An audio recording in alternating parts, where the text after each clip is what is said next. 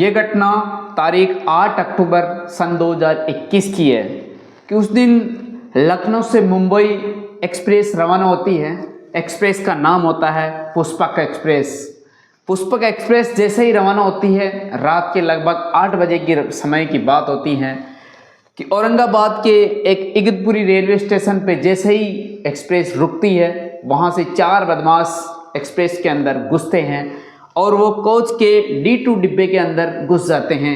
D2 डिब्बा यात्रियों से खचाखच भरा था। पूरे डिब्बे के अंदर पूरे यात्री भरे थे और पूरी कोच के अंदर भी पूरे यात्री खचाखच भरे हुए थे। ये बात देख के जैसे ही 4 बदमाश अंदर घुसते हैं, उस समय सभी यात्रीगण ऐसे सोचते हैं कि ये भी कुछ यात्री ही हैं। उनको ऐसा भनक नहीं लगता है कि ये एक तरीके से बदमाश है, इनके पास हथियार है। लेकिन वो जैसे ही अंदर घुसते हैं और एक्सप्रेस रवाना होती है, कुछ समय सफ़र करने के बाद, कुछ ही दूरी चलने के बाद जो बदमाश होते हैं, जो उनके पास हथियार होते हैं और हथियारों को निकालते हैं और वो एक तरीके से सभी यात्रियों को डरा देते हैं। डराने के बाद सभी यात्रियों से लूटपाट करना शुरू कर देते हैं। सभी यात्री के पास जितने भी कीमती सामान होते हैं, जैसे मोबाइल, पैसे या गहना, किसी भी प्रकार का कुछ भी सामान होता है, सभी यात्रियों के वो बदमाश लूट लेते हैं।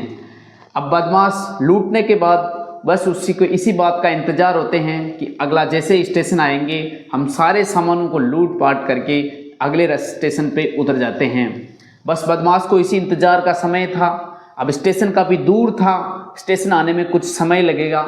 लेकिन जैसे ही एक 20 वर्ष की विवाहिता लड़की, विवाहिता लेडीज़ होती हैं, जो अपने पति के साथ सफ़र कर रही थी, जैसे ही उन बदमाशों से एक बदमाश की नज़र उस विवाहिता औरत के ऊपर पड़ती है, उस विवाहिता लेडीज़ के ऊपर पड़ती है, वो जैसे ही उसको देखते हैं, वो महिला इतनी सुंदर थी कि वो देखते ही बदमाश उस पर लट्टू हो जाते हैं और उस महिला की तरफ गंदे गंदे इशारे करने लग जाते हैं। वो महिला उसको पहले इग्नोर करती रही, लेकिन बदमाश नहीं मानते हैं और उन बदमाशों में से एक बदमाश उस महिला का हाथ पकड़ के उसके साथ अश्लील हरकतें करने लग जाते हैं, उसको परेशान करने लग जाते हैं। तो ये बात देख के उस महिला का जो पति होता है उसको विरोध करते हैं, उसको मना करते हैं कि आप इस तरह की घटना को अंजाम मत दीजिए। लेकिन बदमाश नहीं मानने वाले थे। जैसे ही उसका पति उसका विरोध करते हैं, उसके पति को पीटना स्टार्ट कर देते हैं। उसके पति को इतने बेरहमी से पीटते हैं कि उसका पति बेहोश हो जाता है, वो घायल हो जाता है।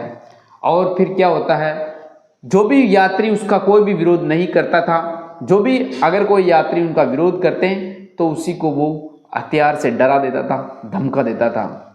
अब जैसे जैसे सफ़र चलता है और कोई भी यात्री उस महिला की अगर सहायता करता है, तो वो जो बदमाश होते हैं, उनके पास जो हथियार होते हैं, वो उनसे डरा देते हैं और उन हथियारों की वजह से कोई उस महिला की हेल्प नहीं करता है और उस सुंदर सी महिला के साथ वो चारों बदमाश बारी बारी से बलात्कार करते हैं, बारी बारी से रेप करते रहते हैं और ट्रेन दौड़ती रहती हैं, चलती रहती हैं। और वो बदमाश जो दूसरे डिब्बे के यात्री होते हैं, उनको भी उस डिब्बे के अंदर नहीं आने देते हैं, क्योंकि दोनों तरफ खड़े हो जाते हैं और किसी भी बहाना करके उस डिब्बे के अंदर किसी को नहीं आने देते हैं। चारों बदमाश उस महिला की पूरी रात बलात्कार जैसी घटना को अंजाम देते हैं। महिला चीखती है, चिल्लाती है, लेकिन उसकी कोई मदद नहीं करते हैं। और बता दें कि पुलिस वालों को सूचना करें, लेकिन सभी के मोबाइल भी वो बदमाश पहले से ही चुरा लेते हैं और उनको एक तरीके से ले लेते हैं। कई यात्री उनकी चेन खींचने की कोशिश करते हैं, रेल की चेन खींचने की कोशिश करते हैं, लेकिन जैसे ही चेन को खींचने की कोशिश करते हैं, वो बदमाश हथियार से उसको वापस डरा के बिठा देते हैं और उस महिला के साथ पूरी रात घिनौना करते होता है, उसके साथ बारी बारी से बलात्कार होता रहता है। आखिरकार जब अगले जैसे ही स्टेशन पहुँचता है, अब जैसे ही पहुँचता है तो यात्रीगण उनकी हेल्प करने की कोशिश करते हैं, अपने पुलिस वालों को सूचना की मदद करते हैं और वो बदमाश बस इसी चीज़ का मौका देख रहे थे कि जैसे अगला स्टेशन आता है, हम वहाँ से उतर जाते हैं। जैसे अगला स्टेशन आता है, यात्री जीआरपी के जवान को इशारा करता है कि हम बुरे फंस गए हैं, हमारे डिब्बे के अंदर बदमाश घुस गए हैं। तो जैसे ही वो इशारा करता है, जीआरपी का जवान भी उनका इशारा समझ जाता है और डिब्बे के अंदर घुस जाता है। उस समय बदमाश नहीं उतरे थे, वो उतरने का समय देख रहे थे, अच्छा समय देख रहे थे कि एक्सप्रेस रुके तभी उतरे। तो जैसे ही जीआरपी का जवान अंदर घुसता है, लेकिन बदमाश वहाँ से भाग के फरार हो जाते हैं। लेकिन उनमें से 2 बदमाशों को जीआरपी का जवान पकड़ लेता है, अरेस्ट कर लेता है, और अरेस्ट करने के बाद उन चारों को एक तरीके से पुलिस लोकेशन या कॉल ट्रेस करके चारों को अरेस्ट कर लिया जाता है।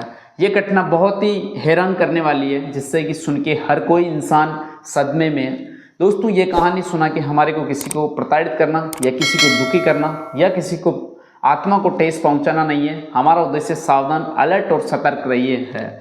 हमारा उद्देश्य सावधान अलर्ट करने का है। अगर आप भी कहीं सफ़र करते हो तो आप भी इस तरह की घटना को अंजाम होने से बचा सकते हो।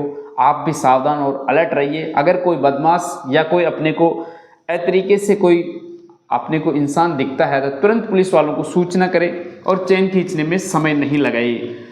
और इस तरह के बाद जो घटना हुई है इससे बचती है। और हमारी छोटी सी रिक्वेस्ट है कि अगर आप चैनल पर नए हो तो चैनल को सब्सक्राइब कर लीजिए। जय हिंद, जय भारत।